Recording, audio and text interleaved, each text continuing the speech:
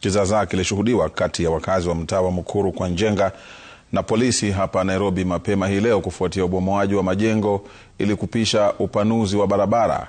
Gavana wa Nairobi Johnson Sakaja alijipata katikati ya vurugu hizo alipofika eneo hilo kutathmini hali, huku polisi wakikabiliana na wakazi waliokuwa wakipinga zoezi hilo. Gavana Sakaja akilaani ubomoaji huo na kuamuru zoezi hilo lisimamishwe mara moja.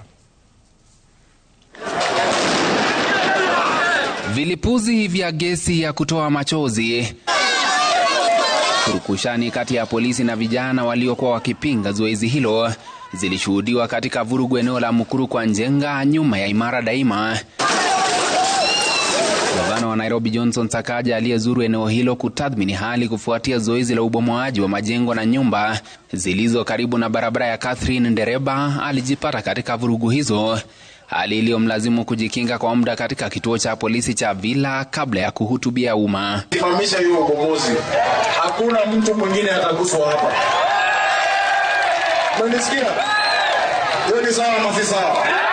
Akizungumza na wanahabari baada ya vurugu hizo, Gavana Sakaja alitaja ubomoaji huo kinyume cha sheria, akisema mpango wa ujenzi unaohusika haukuwa umeidhinishwa na utaendelea hadi utaratibu ufuatwe.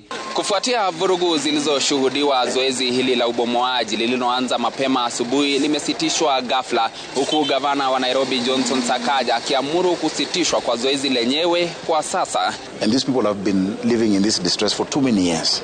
You know, and we keep saying our first class country can't have a second class citizen. And so we have made sure this stops completely and that those affected are compensated.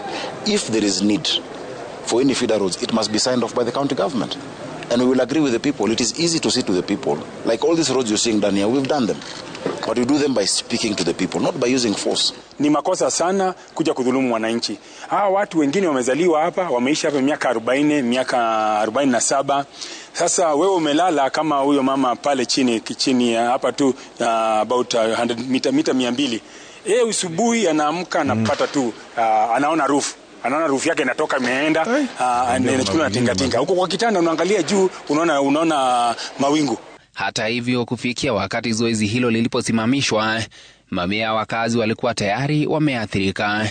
Majengo kadhaa kando ya barabara yalikuwa yamebomolewa na kuwaacha wengi wakikadiria hasara, huku wengine wakikosa makazi bila kujua pa kukimbilia. So tunasikitika sana vile wanatufanyia, kwa sababu shule ni hapa, makazi yetu ni hapa, tunaishi hapa, watoto wanasomea hapa, wakitubomolea wanataka aje. Wanajaribu kuua wafanyabiashara wadogo. Sasa mimi ningependa kuambia hivi, tunajua mumeanza kubomoa pale, mulikuja na idea ya kutuambia mnabomoa biashara ati barabara iweze kupita.